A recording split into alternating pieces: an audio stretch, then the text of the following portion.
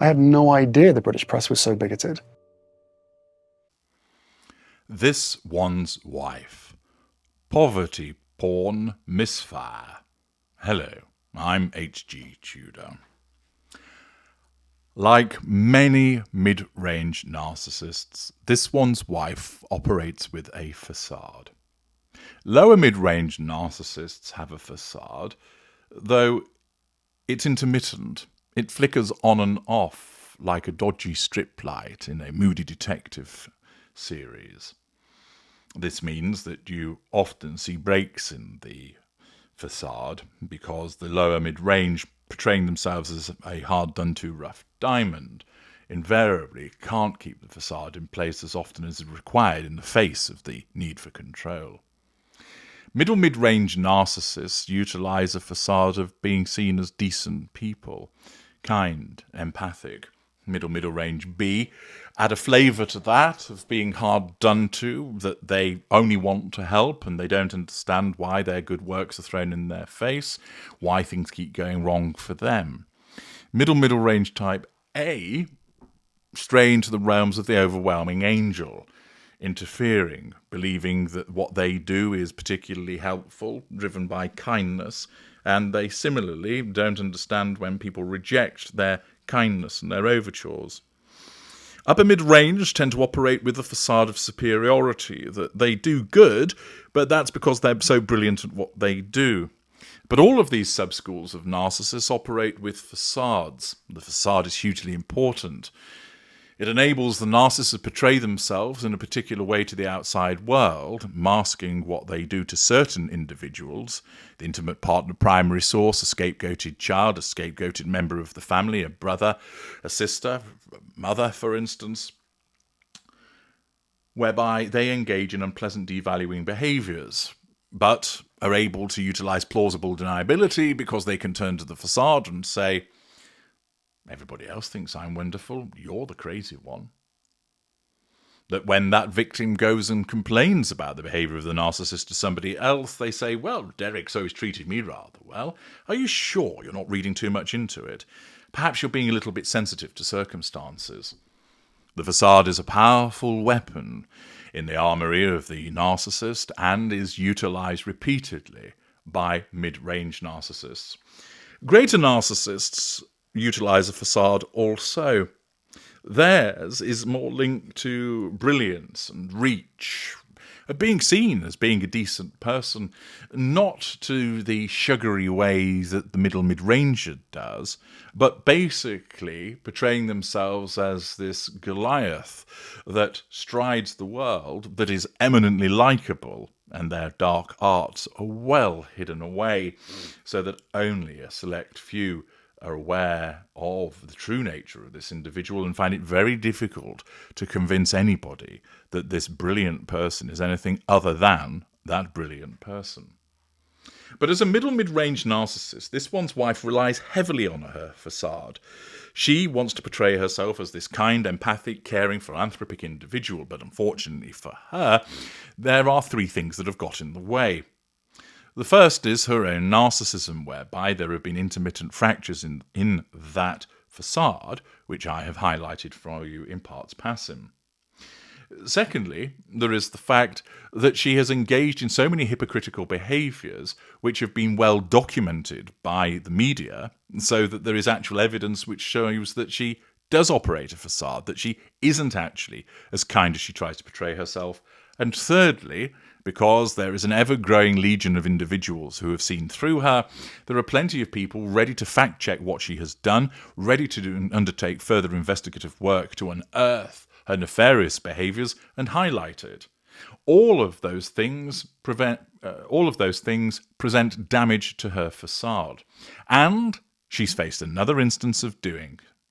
Her attempts to convince the world that she is this kind and empathic do-gooder blows up in her face on a regular basis. And here, according to marker.com, this one's wife recently made headlines for her involvement as a minority stakeholder in the handbag brand Sesta Collective. The brand has faced criticism online due to insensitive campaign imagery and a potentially problematic company ethos. Sesta Collective is an American handbag brand that prides itself on utilizing baskets woven by craftswomen in Rwanda, which are then adapted in Italy and sold for prices ranging between $490 and $890. Co-founded by fashion industrialist Erin Ryder and Courtney Fasciano, the brand claims to be dedicated to collaborating with talented female artisans and upholding unwavering ethical standards and fair compensation practices. According to the brand's website, the Sesta baskets are hand-woven of locally sourced, renewable resources by talented female artisans in Rwanda, Africa, whom they claim to pay 500 to 700% times the national average salary of Rwanda. However, despite these claims, the company has come under fire for its campaign imagery and overall company ethos. In a 2018 interview with Vogue, Fasciano discussed the challenges Sesta faces in production as each piece is handmade. She mentioned, "For us, it's pretty simple. These are baskets that are part of the national heritage of Rwanda. Most women know how to make it. So anytime we get a big order, we call Africa and we hire another village." Slightly high-handed, isn't it? Hello? Hello, is that Africa? Yes. I'd like to hire a village if I can. I don't suppose they're doing anything meanwhile. They're just probably sat around outside their mud huts, aren't they? That's what goes on in Africa. Hello, I'm an industrialist who makes handbags, or, well, at least sells them. So I'd like to hire a village, please. How much will that be? $3? Brilliant. Where do I sign? The brand's online backlash includes accusations of cynically using their fair wage ethos and Rwandan art and for being poverty porn. This criticism has raised concerns about the authenticity, oh dear, this one's wife's favourite word, of the brand's commitment to ethical practices and fair compensation for the artisans involved. In light of these criticisms, it's crucial for Sesta Collective to address the concerns and provide transparent information regarding their production processes and the treatment of the artisans involved. This would not only help in rebuilding trust with their audience, but also ensure that their commitment to ethical practices is genuinely reflected in their cooperations. Accordingly, it would appear that the ethical behaviour of the Sesta Collective has been called into question, and of course, this one's wife has invested in that. Indeed, Jack Royston reported via Newsweek, this one's wife's new investment slammed for poverty porn. Sesta Collective says it pays workers up to 7 times average Rwandan wage, but country has second lowest on planet Earth. Plus, some very awkward past statements from founders.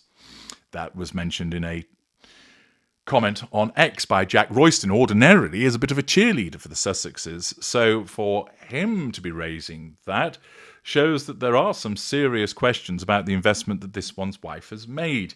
And once again, this is typical of the cack-handed nature of the way that this one's wife's mid-range narcissism works.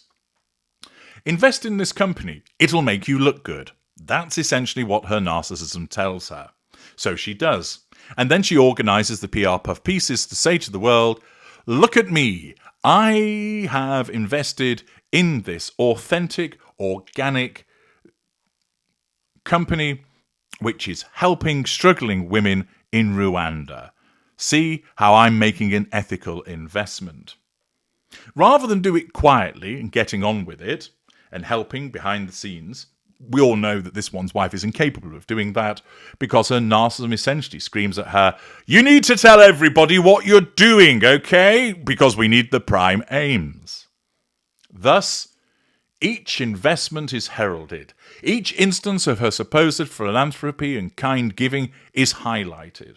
But the problem is, because she's lazy and her narcissism causes her to chase down the facade management, rather than thinking, have we looked into this company's history? Have we looked into their methods of production? Have we looked into their past statements? Have we looked into the people that are running it? No.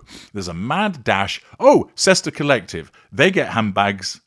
They get baskets which are woven by craftswomen in Rwanda. That sounds good. I'll invest there.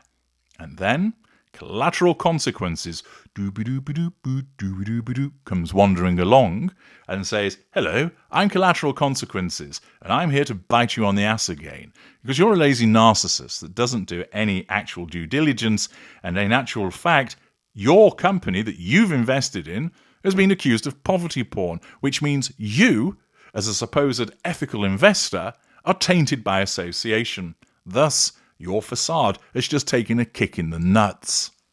Once again, this one's wife, in the rush to make herself look good, ends up taking certain action which ends up making her look bad. I'm H.G. Tudor. Thank you for listening.